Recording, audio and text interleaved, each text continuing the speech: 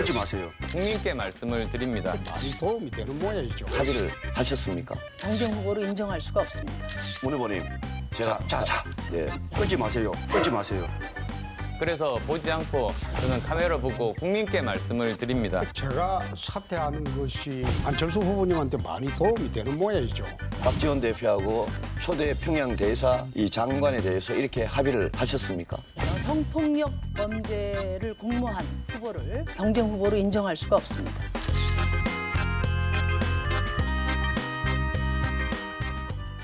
뭐 검증이라는 것이 반드시 정책 검증만 검증은 아니죠. 그렇기 때문에 어제 토론회에서 나왔던 내용들도 분명히 후보자들의 검증이 한 부분이라고 우리가 생각할 수 있는 여지는 충분합니다. 자, 이제 하나씩 짚어보겠습니다. 먼저 가장 중요한 부분 중에 하나가 송민순 전 장관 회고록에 관한 문제입니다. 자, 여기에 대해서 말씀하실 분들 자유롭게 말씀하십시오. 시간만 제가 딱딱 재겠습니다. 자, 누구부터 말씀하시겠습니까?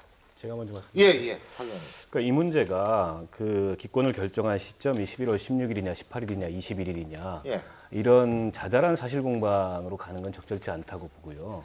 문제의 본질은 당시 정세에서 남북 정상회담이 열린 지 한 달 만에 그리고 총리급, 부총리급 장관회담이 연이어 열리고 있고 육자회담까지 열리고 있던 그 시기에 통치권자로서 기권 결정이 옳았느냐 틀렸느냐 이걸 가지고 논쟁하자는 게 어제 심상정 후보의 주장이었고 더 나아가서 애초 정부의 결정과 최종적인 결정이 중간에 북과의 접촉 과정을 통해서 바뀌었느냐 이게 문제의 핵심이지 자꾸 당시에 어떤 참석자는 무슨 말을 했고 어떤 참석자는 무슨 말을 했고 이게 우리 선거를 다시 구태의연한 그런 색깔론 내지는 안보 장사 이런 선거를 후퇴시킨다 이런 문제의식을 어제 네. 주장했던 겁니다. 예, 말씀하시죠. 근데 이건 지금 저는 색깔론도 반대하고요. 이건 지도자의 정직성, 거짓말이냐 아니냐가 굉장히 핵심이라고 저는 생각합니다. 그러니까 문재인 후보가 이 문제가 나왔을 때 처음에 하는 얘기가 기억이 나지 않는다. 그리고 지난 2월에 JTBC에 출연해서 북에 확인해 보자고 해서 국정원이 북한의 입장을 확인해 본 것이다. 그리고 지난 13일 SBS 토론에서 북한에 아예 물어본 적이 없다. 그리고 19일 토론에서는 북한 정부에 직접 확인한 것은 아니고 국정원이 가진 휴민트를 통해 확인했다. 이렇게 매번 얘기가 달라지고 말 바꾸기 하는 거에 대해서 자, 닉슨 대통령도 탄핵을 당할 때 결국 거짓말 때문에 탄핵당한 거 아니겠습니까? 국가 지도자가 이렇게 말 바꾸기 하고 네. 정직성이 문제가 된다면 국민들이 어떻게 그분의 말씀을 믿고 따라가겠습니까? 정리해 주십시오. 예, 이 말씀입니다. 예, 네, 저도 같은 최 의원님은 먼저 신청했습니다. 하시죠. 말씀하시죠. 예, 우선 첫째 기억이 나지 않는다. 그건 뭐 너무 솔직한 말씀이었다고 생각을 합니다. 안철수 후보 같은 경우는 북한 5차 핵실험 날짜도 모르셨습니다. 예, 그다음에 두 번째 북에 확인해 보자. 이것도 사실입니다. 왜냐하면 11월 16일 날 기권 결정을 했는데 계속해서 송민순 장관이 대통령께 상소의 심정으로 편지 보내고 이러니 그러면서 주장합니다. 찬성해도 별 문제가 없을 거다. 그게 상식적이지 않으니 국정원장이 그럼 북에 확인해 보자 이렇게 얘기했다는 거 저희 다 밝혔고요. 그다음에 북한에 물어본 적이 없다. 이건 무슨 말이냐면 자꾸 기권하기 전에 결정하기 전에 북한에 물어봤다고 하니까 기권 결정하기 전에 북한에 물어본 일이 없다. 이렇게 말씀하신 거고요. 그다음에 국정원장이 북한에 확인하겠다고 했을 때 그 문재인 비서실장이 국정원의 대북 통로를 다 알고 있지 않았습니다. 그렇기 예. 때문에 이건 뭐 휴민트 등 예. 남북 경로로 확인했다. 이게 뭐가 문제입니까? 예, 알겠습니다. 네, 자, 제가 말씀을 드리면 정준길 대변인. 예. 지금 사실 이 일은 안보관과 대북관에 관한 얘기였죠. 그렇다면 아까 말씀하신 것처럼 소신 있게 발언해야 되는 거 아닙니까? 그런데 소신 있게 발언하지 않고 회피하고 거짓말하고 말 바꾸기를 하고 이렇게 되니까 스스로가 지금 국민의 의혹을 지금 만들어 놓은 거라고 봅니다. 그러다 보니까 원래는 안보관, 대북관의 문제가 지금은 국가 지도자의 기본 중에 기본인 정직성 문제로 지금 번진 거예요. 이 책임이 누구한테 있습니까? 바로 저는 문재인 후보한테 있다고 보고요. 사실관계에 대해서는 딱 제가 하나만 지적을 할게요. 청와대 대변인이 12월 21일 날 공식적으로 발표를 합니다. 그 전날 저녁에 노 대통령께서 기권하기로 결정했다. 그리고 그 사실을 청와대 대변인이 발표를 한 게 있는데 정리해 주십시오. 그거를 지금 더불어민주당에서 예. 다른 얘기하는 거는 저는 국민 앞에 반성해야 한다고 생각합니다. 예, 자 조희진 의원. 인권 결의안 그 파동 과정에서 쭉 나타나고 있는 거 보면 그 당시 정부가 노무현 대통령 발언도 그런 게 있었던 것 같은데 우리가 방금 정상회담하고 관계 좋아지고 있는데 또 인권 결의안 이거 또 찬성하고 그러면 북하고 사이가 안 좋아질 거냐 이게 저는 심각하다고 봅니다. 네. 남북한 DJ 정상회담하고 난 뒤에도 정상끼리는 관계가 좋아지고 남북 간에 정부끼리는 관계 좋아지는데 국익은 거꾸로 가는 거. 그렇죠. 노무현 대통령과의 관계도 마찬가지입니다. 두 사람 간의 관계, 북한의 김정일과 노무현, 또 북한 정권과 우리 대한민국 정부와의 관계를 해치지 않기 위해서 당연히 해야 될 찬성을 기권해야 되느냐, 반대해야 되느냐 이런 고민을 하는 것이 저는 문제라는 생각이 들고 그다음에 예. 문재인 후보가 인권 변호사였는데 대한민국의 소소한 인권에 대해서는 그렇게 강력하게 문제 지적하면서 참혹한 북한 인권에 대해서 입다듬으면 그 인권은 정략적인 겁니다. 인류 보편적인 인권 가치가 아니고 예. 그래서 민주당이 인권 정리해 이야기하지만은 인권법 통과를 그렇게 오랫동안 발목 잡고 10년 이상 발목 잡고 지금도 인권센터 예. 제대로 기능 못하게 되고 있는 것은 알겠습니다. 시간이 다 됐습니다. 고민하셔야 된다고 반성하셔야 예. 된다고 봅니다. 자, 최민희 의원. 지금 그 회의 자료에 따르면 문재인 후보는 찬성을 주장했다는 거 아닙니까? 그러니까 조혜진 의원님 말씀은 사실이 아니고 그다음에 청와대 대변인이 12월 21일 날 발표하면서 20일이라고 한 이유는 명확합니다. 송민순 장관이 이렇게까지 반발을 하니 그 당시의 국정 운영 시스템에서 송민순 장관을 배려하는 차원에서 그렇게 말씀을 한 것으로 알고 예. 있습니다. 그리고 저는 이게 이제 번지수를 잘못 찾은 색깔론이라고 생각해요. 당시 회의는 안보실장이 주재했습니다. 그리고 노무현 정부가 북한인권법 찬성한 적이 없다고 하셨는데 2006년에는 송민순 장관이 안보실장이셨어요. 그러니까 안보실장이 주관하다 보니 2006년에는 찬성했습니다. 예, 그랬다가 2007년에 남북 정상회담 이후에 이게 바꿨다는 점 예. 말씀드립니다. 그러니까 번지수를 잘못 찾아서 예. 문 후보가 배석자인데 알겠습니다. 대통령 후보가 되다 보니 이 시간이 다 색깔론의 됐습니다. 대상이 되었습니다. 예. 자, 더불어민주당에서 11월 18일자 메모를 달랑 한 장을 공개했어요. 예. 근데 그 내용을 보면 문재인 후보가 이렇게 얘기했습니다. 양해 기권한다는 것은 정무적으로 큰 부담이다. 연말까지 북에 지원하는데 여러 가지 비판이 있을 수 있는데 인권 결의안에 찬성하면 그런 비판을 피할 수도 있다. 이렇게 하면서 오히려 찬성 입장을 표시했어요. 아니 세상에 기권으로 결정됐는데 찬성 입장 얘기하면 이게 말이 되는 소리입니까? 더 지금 어제 민주당의 발표의 문제는 뭐냐면 그 대선 토론을 앞두고 갑자기 뜬금없이 자료를 냈는데 자 11월 16일자 그 회의록이라는 거 봐요. 위에 다 가리고 밑에 딱 세 줄 네 줄만 보여줘요. 이 도대체 회의록이라는 게 원본인지 누가 작성한지도 모르게 그렇게 내는 것도 적절하지 않고 18일자 메모도 마찬가지입니다.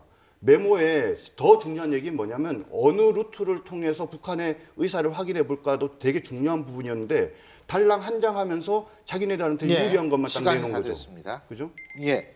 자, 제가 먼저. 예, 박 의원님. 그 인권이라는 게 인류 보편적 가치인 게 맞습니다. 그리고 2003년부터 유엔에서 매해 거르지 않고 북한 인권에 대한 결의안이 나오고 있습니다. 어느 때는 우리 정부가 찬성을 했었고 어느 때는 기권을 했었습니다. 저는 여기서 굉장히 중요한 거는 남북관계의 특수성이라는 문제가 동시에 고려돼야 된다고 생각을 합니다. 북한 주민들의 인권을 얘기할 때도 과연 어떤 것이 교류나 협력의 전면 단절이 그 인권에 도움이 되고 규탄하는 것이 도움이 되는가 아니면 교류 협력을 통해서 실질적 인권 개선을 끌어내는 것이 도움이 되는가 이런 것들이 종합적으로 고려해야 돼야 되고 다시 한번 분명히 말씀드리지만 당시의 정세는 남북 관계가 오랜만에 해빙의 예. 그런 시기에 들어섰던 시기고 알겠습니다. 거기서 만약에 인권 결의안에 찬성했다면 그건 판을 깨자는 거였어요. 예. 그건 통치권자의 결단입니다. 예. 저는 자, 조희진 의원. 그 송민순 전 장관이 이 사태의 본질을 정확하게 지적을 했다고 예. 보는데 송 전 장관이 이거는 지도자의 판단력의 문제고 진실성의 문제라고 그랬거든요. 작년에 이 사건이 처음 나왔을 때 문재인 후보께서 기억이 잘 안 난다고 그러셨어요. 뭐 기억이 잘 안 날 수도 있습니다. 근데 저 같은 저걸 포함해서 많은 사람들이 그 중요한 사안이 기억이 안 난다고 한다면은 그 일의 사안의 중요성을 모르고 또 북한 인권의 그 중대성을 모르고 또 예. 관심이 없었거나 그랬을 수도 있다라는 생각이 예. 들어서 이건 심각하다고 생각이 드는데 나중에는 기억이 났는지 아니면 정리가 됐는지 입장을 정하셨어요. 예. 그런데 그 뒤에 본인의 뜻과 그 입장과 다른 증거가 계속 나오는데 계속 그거 다르게 이야기하고 계시거든요. 예. 이거는 또 진실성의 문제입니다. 이 둘 다가 명확하게 되지 않으면은 알겠습니다. 대통령 국가를 이끌어갈 지도자로서는 저는 문제가 있다고 봅니다. 예. 그러니까 저는 이 문제를 자꾸 그 북한과 연계해서 문재인 후보의 색깔론 식으로 가는 것은 적절치 않고 잘못된 것이다. 예. 왜냐? 그때 당시에 결정권자가 예. 노무현 대통령이었습니다. 노무현 대통령이었는데 그때 이제 비서실장이었던 이유로 그런 식으로 접근한 건 잘못됐고요. 저는 단지 그 과정의 설명을 왜 거짓말을 하냐 이 취지로 얘기를 한 거고요. 그다음에 김경수 의원이 누굽니까? 문재인 후보의 가장 최측근 아닙니까? 당시에 연설 기록 비서관이었다고 하는데 그 기록 비서관 출신의 의원이 항상 곁에 있었는데 왜 계속해서 4번이나 다른 얘기를 하냐 이거죠. 예, 그것을 명확히 지적하는 거고요. 알겠습니다.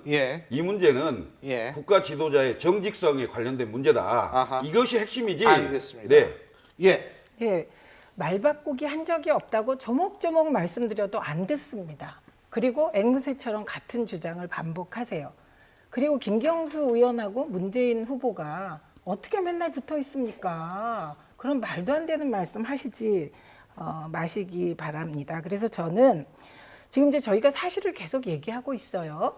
예, 그러면 좀 들어보고 그건 일리가 있다. 그럼 접수를 해야 다음으로 나갈 수 있지 않겠습니까? 오히려 안철수 후보는요.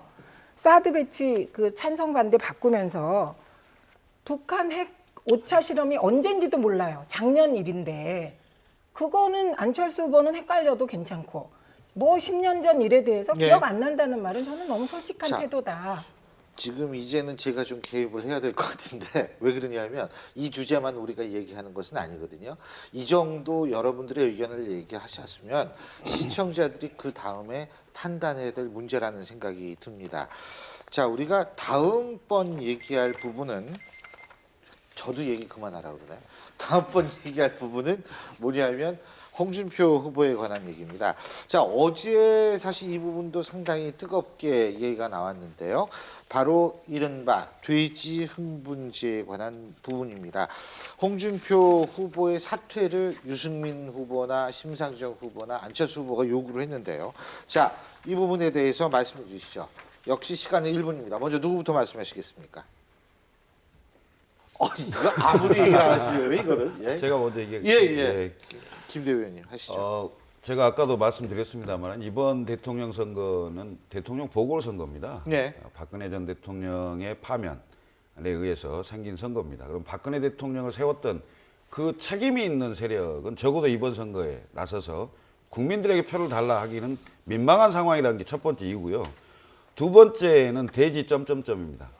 대지 점점점인데 이것이 국내 언론에만 나간 게 아닙니다. 해외 언론까지 다 나가서 이건 대한민국 국격에 관련된 문제입니다. 그리고 그게 시간이 얼마나 됐든 간에 이건 여성 비하, 폄훼 이런 발언 아니겠습니까? 그리고 세 번째는 본인이 현재 재판 진행 중입니다. 예. 이런 세 가지 이유 때문에 홍준표 후보는 지금 사퇴하는 게 맞다. 이런 말씀을 드립니다. 예, 박 의원님.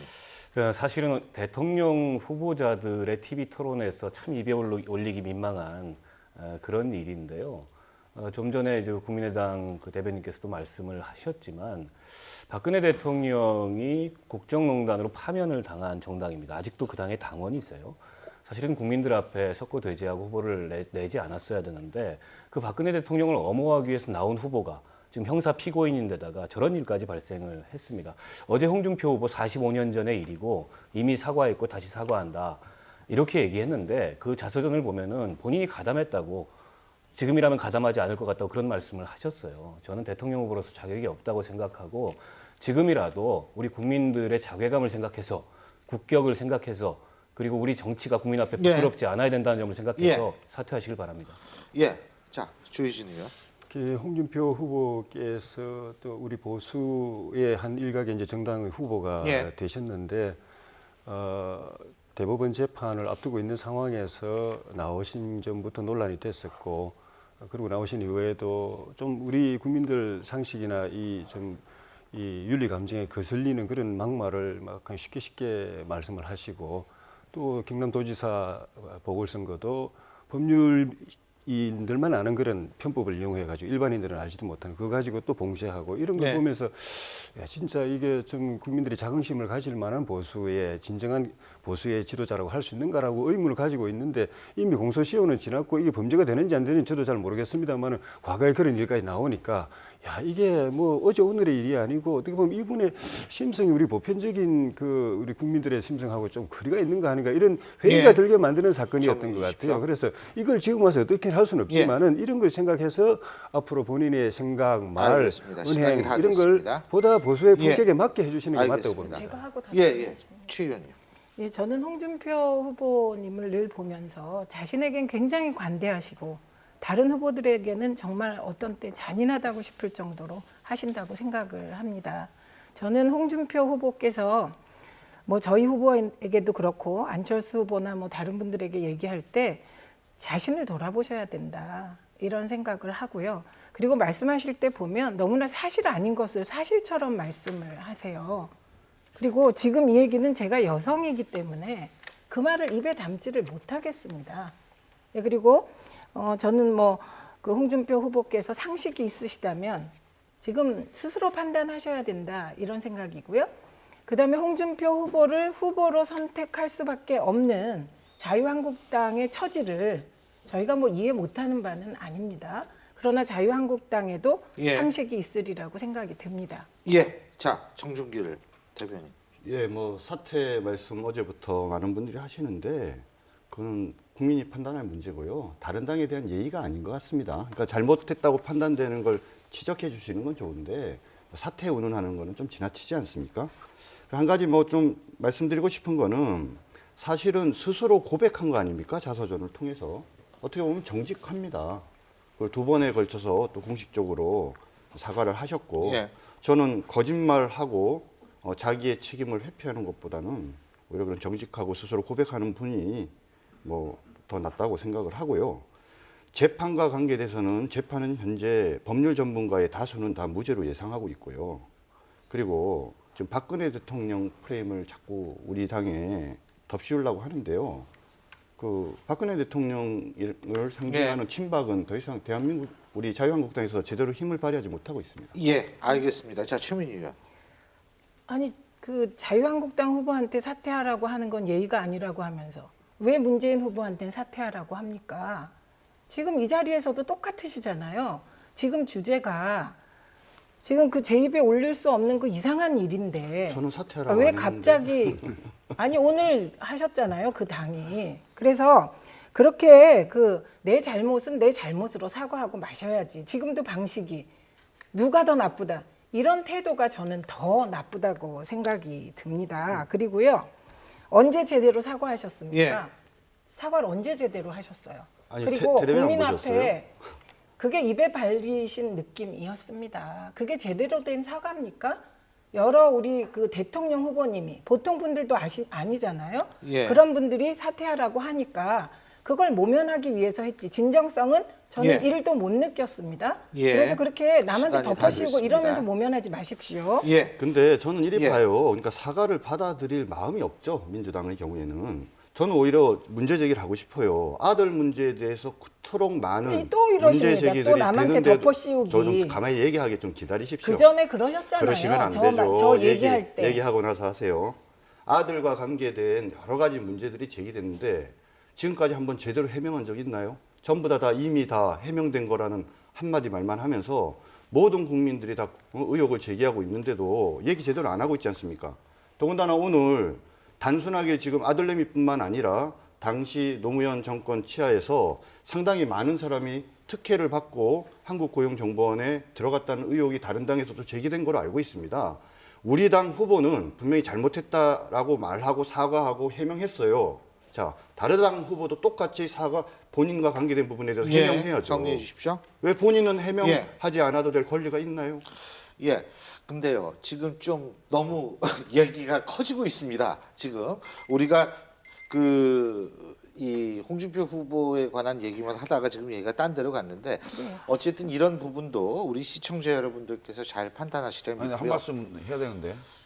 근데요, 시간 관계에서 짧게 하겠습니다. 한 20초. 아니 20초라도 주제가 딴 데로 넘어가야 돼요. 그렇습니까? 죄송합니다. 자, 우리 조희진 의원께서는 제가 좀 여쭤보는데 유승민 의원 자진 사퇴 지금 우의총 소집했다며요. 예. 어떻게 보십니까?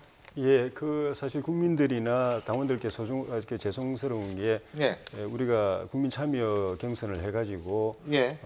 당내 치열한 경쟁을 통해서 후보를 뽑았는데 후보 선출되자마자 바로 일부에서 그게 뭐 그 결과적으로 경선 불복인지 모르겠지만은 이렇게 뭐 단일화 벌써 이야기하고 그때는 후보 등록도 안 했을 시점입니다. 공식 네. 선거운동 시작되기도 전에 그런 이야기 나오는 걸 보고 참 저는 이건 국민에 대한 면목이 안 서는 일이다. 우리 당의 일이긴 하지만 그래서 저도 송구스럽게 생각이 들고 지금 그래서 그런 맥락에서 지금 하는 이야기는 저는 더 이상 안 나왔으면 좋겠고 우리 후보 지지율이 낮을 수도 있고 높을 수도 있습니다. 안철수 후보도 TV 토론에서 말씀하셨지만은 본인도 올해 초에 시작할 때 5%에서 시작했다고 그러거든요. 그만큼 지지율의 이 유동성이 크고 특히나 TV 토론이나 여러 장면에서 보신 분들은 유승민 참 속이 꽉 찬 사람이다. 앞으로 희망이 있다라고 보고 있는데 그걸 더 작은 당에서 힘을 모아가지고 더 큰 그 인물이 될 수 있도록 또 대통령이 당선될 수 있도록 도와주는 것이 저는 시간이 다 됐습니다. 도리라고 보고 그 후보도 그 생각을 가지고 끝까지 알겠습니다. 완주할 것입니다. 자, 뭐 여기에 대해서 얘기하실 분. 예, 당연히. 그 바른당이나 유승민 후보하고 저희 정의당과 심상정 후보가 안보나 남북관계 문제에 대해서는 시각이 굉장히 많이 다릅니다.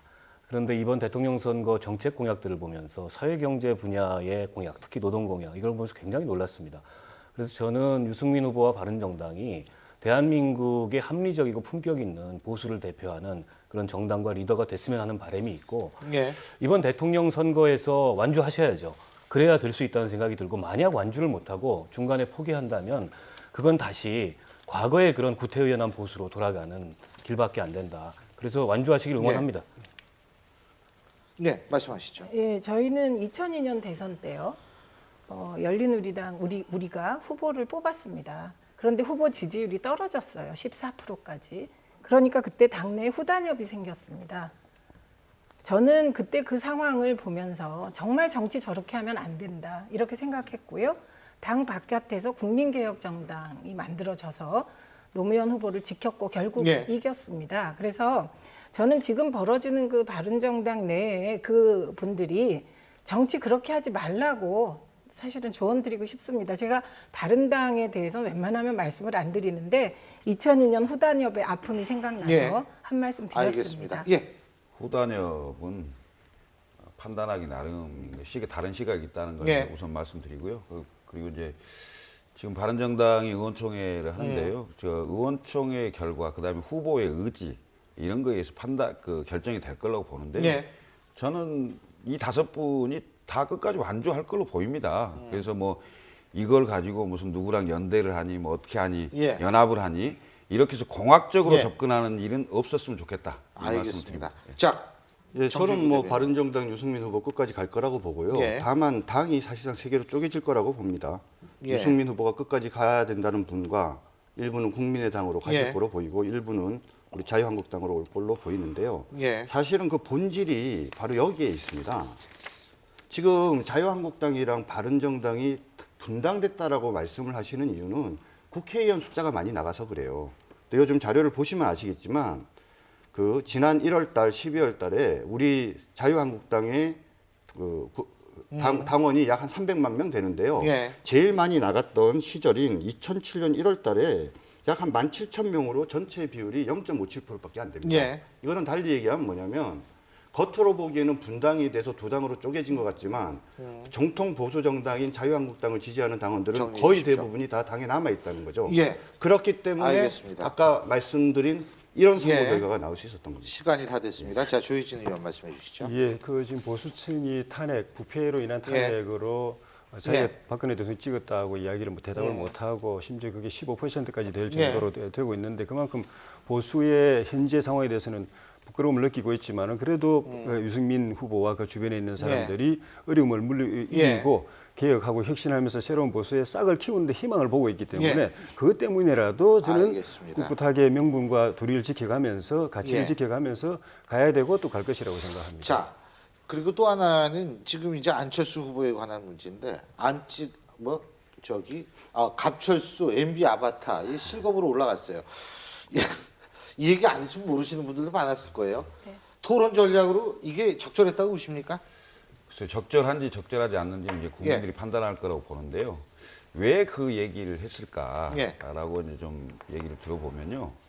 우선 민주당이 조직적으로 SNS 등 그러니까 의혹 부풀리게 나섰다는 겁니다. 그게 이제 민주당의 전략기획팀의 그 문건이 예. 일부 언론에 공개가 되면서 예. 저희도 그걸 봤습니다만은 그런 거. 예. 그다음에 경선 때도 이제 그 장영달 저 선대위원장 등 이런 분들의 또 언론 보도로 나온 게 있어요. 그리고 최근에 신동아 5호로에 예. 여의도 모처에 예. 200명 정도의 그 댓글 부대가 상주하면서 댓글을 쓰고 있다. 이런 보도가 있습니다. 이런 상황에서 그야말로 뭐 이렇게 여러 가지 의혹이 예. 있잖아요. 이 부분에 대해서 어. 지금 얘기하지 않으면 얘기할 기회가 없는 게 아니냐. 알겠습니다. 그래서 예. 한번 그 얘기를 했던 것인데. 예. 시간이 다 됐습니다. 네, 알겠습니다. 자, 말씀하시죠. 아유, 지금 이렇게 말씀하시니까 귀에 쏙쏙 들어옵니다. 근데 어제 안철수 후보가 말씀하실 땐 저는 솔직히 뭔 말이지? 이렇게 생각하게 되더라고요. 그리고 지금 말씀하신 것 중에 신동아가 그 2012년에 그랬다는 그 얘기 아니십니까? 지금 그렇다면 그거는 당장에 빨리 조사를 하셔야 되는데 2012년 얘기일 거고요. 그다음에 조직적으로 안철수 후보를 네거티브 하라고 누가 네. 짰다면 정말 말도 안 되는 무능한 예. 그 직원이라고 생각이 듭니다. 그리고 이제 자꾸 국민의당에서는 그걸 지역위원장들한테 보냈다고 말씀하시는데 저 지역위원장인데요. 못 받았고요. 그런 거 내려오면 저는 찢어버렸을 겁니다. 왜냐? 저희 후보가요. 예. 장점이 많아서 그거 자랑하기에도 지금 시간이 부족한데 예. 언제 안철수 후보 네거티브 진짜 이 합니까? 시간이 막 계속 가고 있네요. 자, 우리 제가 좀 여쭤볼 게 있어요. 네. 심상정 후보 어제 문재인 후보 도움이었다라는 비판이 있습니다. 어떻게 보십니까? 그 말이 안 되는 얘기고요. 예. 그렇게 따지면 그 지난 토론회에서는 안철수 후보나 유승민 후보의 도움이었나요? 음. 심상정 후보는 정의당과 심상정 후보의 전략을 가지고 예. 어떤 후보와도 책임과 대안의 차이를 두고 토론을 합니다. 예. 어제는 외교안보 분야 토론이 아하. 주 토론의 주제였고 예. 그리고 색깔론으로 이 아까운 대선 예. 후보들 간의 토론을 그 어떻게 보면 퇴행시키는 그런 시도에는 진보정당의 후보로서 단호히 맞설 수밖에 없었다 이 말씀을 드리고 싶고요. 예. 앞으로도 마찬가지입니다. 앞으로도 심상정은 심상정의 전략으로 예. 토론에 임할 겁니다. 알겠습니다. 자, 저희가 또 하나 알아볼 것이 있습니다. TV 광고가 나왔습니다. 어떤 광고인지 궁금하시죠? 저도 개인적으로 굉장히 관심이 많은 부분인데요. 박상영 앵커가 전해드립니다.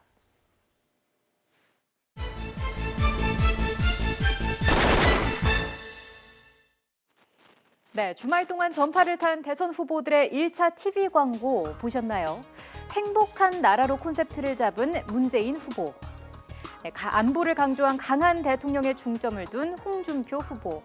녹색의 글자만으로 이루어졌던 안철수 후보의 광고에 이어서 담담한 인터뷰 형식을 취한 유승민 후보. 또 노동운동가의 삶을 녹여낸 심상정 후보의 광고까지. 후보들만큼이나 다양한 각양각색의 광고전이 펼쳐졌죠. 첫 번째 광고의 여운이 채 가시기도 전에 두 번째 광고들이 공개됐습니다. 세월호 참사 3주기에서 눈물을 훔치는 모습을 담아 국민의 아픔에 공감하는 대통령이라는 메시지를 전달하고 있는 문재인 후보. 문맹이었던 어머니의 사연을 모티브로 어머니처럼 바르게 사는 사람이 대접받는 나라를 만들겠다는 홍준표 후보. 1차와는 정반대로 이번에는 광고에 처음부터 끝까지 출연해서 시청자를 향해 직접 메시지를 던지는 안철수 후보. 안보 문제를 다룬 두 번째 광고를 준비하는 유승민 후보와 공정한 사회를 강조하는 심상정 후보까지. 이 대선을 15일 앞둔 각 후보 진영은 60초의 마법에 총력을 기울이는 모습인데요. 뜨거운 감동을 주는 광고는 아무래도 유권자의 표심에 영향을 미칠 수밖에 없겠죠. 대선까지 모두 30번 방영되는 TV 광고, 과연 어떤 후보의 광고가 유권자들의 마음을 사로잡게 될까요?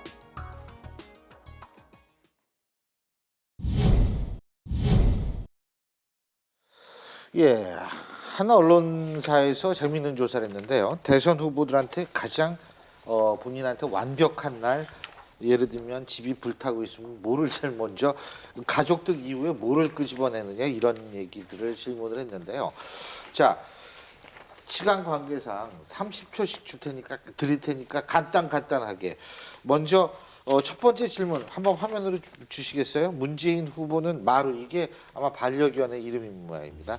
홍준표 후보는 만년필, 안철수 후보는 어린 학생이 줘보준 종이약 1000마리, 유승민 후보는 가족사진, 그리고 그래픽이 안 심상정 나왔는데요. 후보는 지금 저희가 알았습니다. 뭐였죠? 네, 지지자들로부터 받은 편지입니다. 아, 지지자들의 마음이 지지자들로부터 담겨 있는 받은 것이기 편지. 때문에. 예.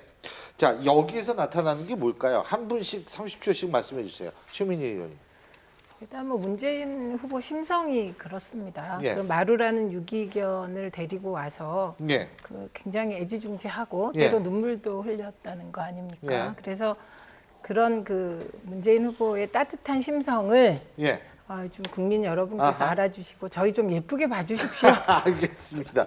예. 자, 우리 정준기 대변인. 예, 우리 뭐 문재인 후보 반려견도 좋고요. 안철수 후보 총리학도 좋은 것 같고, 그리고 유승민 후보 가족 사진, 예. 그리고 심상정 후보 편지 다 좋은 것 같습니다. 예. 홍준표 후보도 예. 항상 가지고 다니면서 국가와 민족을 고민하면서 쓰고 있는 그 예. 만년필을 가지고 나오시겠다고 했는데 예. 좋게 잘 봐주셨으면 좋겠습니다. 그럼요.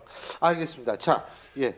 모든 김 후보들이 대변인님. 좀 애착이 가는 예. 걸 이제 말씀하신 것 같은데요. 그 안철수 후보는 네. 이제 청년 멘토로서 예. 그 청춘 콘서트 끝나고 예. 그 나오는 길에 어린 학생이 아하. 청년들의 희망과 기대를 담아서 전한다. 예. 그래서 초심을 잃지 말고 예. 정치를 해달라 이런 거에서 예. 초심을 잃지 않기 위해서 그 천 마리의 학을 가져오겠다 이렇게 얘기한 거죠. 알겠습니다. 자, 예. 이승민 후보는 가족 사진 가지고 예. 나오겠다고 그러셨는데 평소에 본인 생각 가족이 제일 중요하다. 칼퇴근법이라든가 항상 뭐 가족이 나오더라고요. 예, 칼퇴근법이라든가 또 육아휴직 이런 법에 다 결국은 예. 가족의 행복이 최종 정치하는 목적이다라는 것 때문에 예. 있었고 그래서 보수주의자 중에는 가장 가슴이 뜨거운 사람 같아요.